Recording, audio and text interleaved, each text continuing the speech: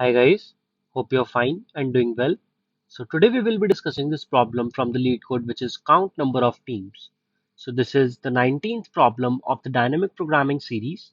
So if you haven't watched the previous videos, you can consider watching them since it will be really helpful for you to understand the concepts in the upcoming videos.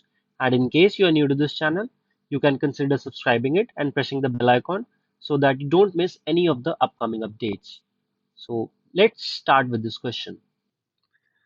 So the question states that there are n soldiers which are standing in a line, and each soldier is assigned a unique rating value.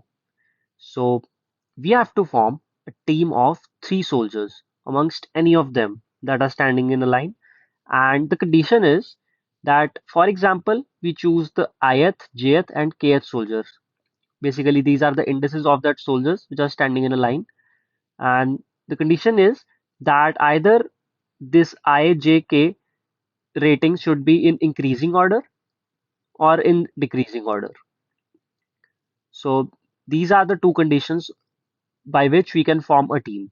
And then we have to return the number of teams that can be formed with the given condition. So let's have a look at this test case. So the test case is 2, 5, 3, 4, and 1. Yes. So if we clearly look at, if we choose this 2, 3, and 4, so they are in increasing order. So this contributes to one of the teams that can be formed. So the next can be like 5, 4, and 1 because they are in decreasing order. 5, 4, and 1. And similarly, the other can be this 5, 3, and 1. 5, 3, and 1.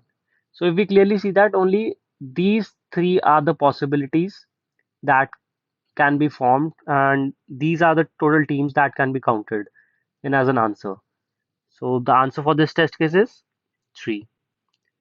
So let's see like what can be the naive approach to approach this problem. So just let me write it again. 2, 5, 3, 4, and 1. So the first thing that may come up to your mind is that since there are I, J, K, so since there are only three members in the team, so what we can do is we can simply apply three for loops, three nested for loops. So these are the three nested for loops. And in these nested for loops, what we can do is this is for the I starting from 0 and going up till n and incrementing the I. This is j is equal to I plus 1. And what we are doing here is that j should be less than n and again j plus plus, and here also k is equal to j plus 1. J plus 1, yes, and k is also less than n and k plus plus. So now here we can simply put this if condition. We can also create a count variable outside it. Count variable is equal to 0, and we can just simply put this condition that rating of I should be less than rating of j should be less than rating of k. So in case this is the condition, then also count plus plus, or the other condition can be other is that rating of I should be greater than rating of j should be greater than rating of k. So basically it is not I, j, k, but yes, rating of, let it be R array. So that is how this will be done on all these.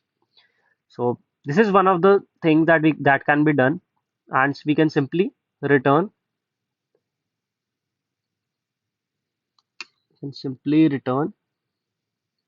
the count.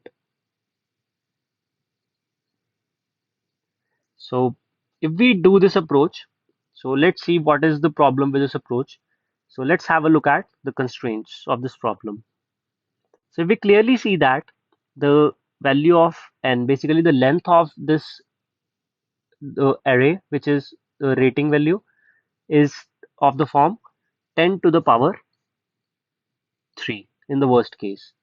And if we clearly say here that the time complexity for this algorithm is of the form n cube.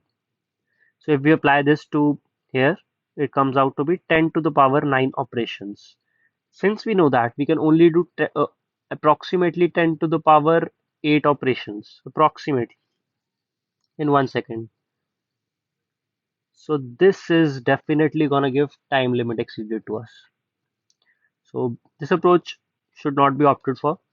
But in case the constraints would have been low, like of the form 10 to the power 2, then this could have been done with this algorithm. So now let's see like how can we optimize our approach. So before moving to the optimal approach, let's see what part of the algorithm is just creating time limit exceeded and how can we just eliminate that. So firstly, let's consider we are given this array. Let me just create it, and the values of this array are like 7 and 5. So here we are given 6, 8, 3, 1 and again 7. Yes. So according to that algorithm, let's say I is this, j is this, yes, j is this, and this k will obviously range from this index to this index, right? So let's take out the total number of teams that are possible with this I and j. So firstly, if this is the k, then is it possible to form the team? No. So if this is the k, then also it is not possible. If this is the k, yes, it is possible because 7 is greatest, 5 is lower than 7, and 3 is again lower than 5. So yes, this is possible. So first possibility is 7, 5, and 3. So the next possibility is if we move to 1. So yes, this is also possible. 7, 5, and 1. And if we move on to this 7, like is it possible? No, this is not possible. Let me just write it again. Yes. So this is also not possible. So with I referring to this 7 value and j referring to this 5 value, so the total number of teams that can be formed with k varying from this range to this range is basically only 2 values. So we clearly see that what it is actually indicating is that the total number of values here in this range, which are basically less than 5. So why do we need to iterate over it again and again? What I am trying to say is, let's see it in another way. Like we have been iterating over all the indices for this particular I and j. If rather I would had a value like 2, which depicts the total number of values to the right of this j, which are basically less than this value of the jth index. If I got that, I would have just received my answer for this j. But if my now j is changed to, let's say, yes, now my j is changed to this. Now what will I do is, according to the algorithm, what I have been doing is I would have again iterated over this range and found out whether this value is less than j or not. So in this case, if we see that the answer for this should be, if we can simply calculate the total number of values to the right of this value 6 which are less than 6, it should be basically 3. Not 3, 2. Again 2. 3 and 1. So this would have also contributed to only 2 answers. So my aim should be not to just iterate over all this range again and again with that k, which creates an extra for loop, but my focus should be on like how to get that the total number of indices whose value is less than this jth value in just O of one time. So if I can do that, my algorithm will be reduced to O of n square, because the last n that we were applying for k will now just give me answer in O of 1. So this is how we can reduce our algorithm. So now let's have a look at a test case and understand that how can this be implemented. So let me just write the test case, and which is 25341. 25341 and 1. So what will I do is I'll create an array which will tell me the total number of values which are less than a particular index. So let's see how can we create that. Yes. So if I am standing at this index, the total number of values that are less than this index to the right of it are none, basically. So no use of it. It will simply be 0. And if I am standing at this index, the total number of values to the right of this index, which are strictly less than this 4 value, is only 1. So the total count is 1. And now if I move to 3, third index, then the total number of values to the right of this will be, I will be iterating over all these values, like whether 4 is less than 3, no. Whether 1 is less than 3, yes it is. So I'll just put value 1 here. And if I move to 5, now I'll again iterate over all these indices and find out whether this value is less than 5 or not. Since this value is less than 5, it will become to 1. Now this is also less than 5, this is also less than 5. So total is 3. And if I move to this 2, total number of values, I'll again move to 5, then to 3, then to 4, and then to 1. So out of all these values, I find out that the total number of values that are less than 2 is only 1. So let's write down 1 here, and it should be 3. So to make this array, let's call this array DP array. Yes, let's call this array DP array. Yes. So after creating this array, we realize that the total time it takes is O of just n square. How O of n square? Like if we are standing, I will be this index, and we will be iterating over j to find out the total number of indices which are less than this value. So this is how it will take just O of n square time. And similarly, what we'll do is, let's call this array dp1, and the next thing that we will do is 25341.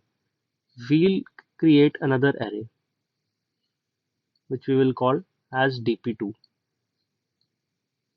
And what does this mean is, now we were just seeing to the right, like what our values are less than to the right of it. Now for each index we will also see the total number of values. Like if we are at 4, then we will see the total number of values that are less than 4 in left side, right? So let's start iterating over it. So if we are standing at this 2, the total number of values that are left less than 2 to the left of it is only 0, because there are no values to the left of it. And if we are standing at this 5, so total number of values less than 5 is only 1, which is this 2. Yes. So for 3 it will come out to be 1, for 4 it will come out to be these two values. So for 4 it is 2, For 1 it is again 0. So we have got two arrays, basically dp1 and dp2.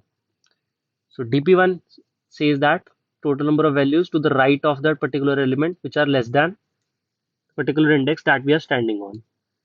And the dp2 says that the total number of indices whose value is less than the particular index that we are standing on to the left side.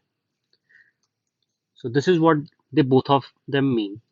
Now what we need to do is, since we are given this 2, 5, 3, 4, 1 as our original array, now we simply need to apply two for loops, which is from I is equal to 0 to I less than n to I plus plus, and the other for loop is for I, not I, yes, j is equal to I plus 1 and j is less than n and j plus plus. So this is the second for loop. And the if condition that will be put here is if basically r of I is less than r of j. So we know that I is less than j, then we should also find the total number of maximum values that are greater than r of j to the right of the array. And for the right of the array, it is the dp1 array. So we will, for this case, we will simply count plus equal to dp1 of j. dp1 of, let me just, yes, dp1 of j. So dp1 of j just suggests that total number of values that are greater than r of j to the right of it. So if this is the j and let this be I, this is I, this is j, the total number of values to the right of this j is only 1. This is this one. So this is what we will increment our count to. We will simply create a count variable before this for loops and initialize it with 0. So similarly, we will create another for loop for the descending part, which is this was the ascending order, which is r of I is less than r of j is less than r of k.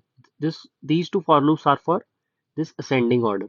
Similarly, we will apply another two for loops for the descending order, which is r of I is greater than r of j is greater than r of k. So if we clearly see that for one part which is ascending order, it just takes two for loops. So the time complexity here is O of n square. And for this part also, it will be O of n square. For creating this dp1 array, it is O of n square, and for dp2 is also O of n square. So in total, the time complexity of this algorithm is O of n square, so which can be done in 1 second. So since the total number of, not total number of, the maximum value of n can be 10 to the power 3. So in the worst case, this algorithm will be of 10 to the power 6 operations, which can be done in 1 second. And after applying these two for loops, we will just return the count. So now let's have a look at how can we code this problem. So firstly, let me just create this. Let me just change this name of the array to R. And now what will I do is I'll simply create dp1 array of size n and dp2 array of size n. Let me initialize this n as r dot length, and now I'll create a count variable which is equal to 0.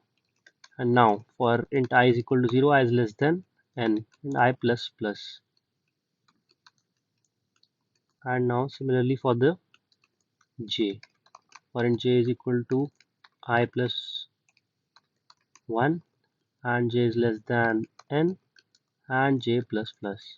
What will I do is, so I will simply put if r of I is greater than r of j, then dp1 of I plus plus. And what will I do in another for loop is, I'll start from I is equal to 0, I is less than n and I plus plus. Now from int j equal to 0 and j is less than I and j plus plus. So here I will do the same if r of I is greater than r of j.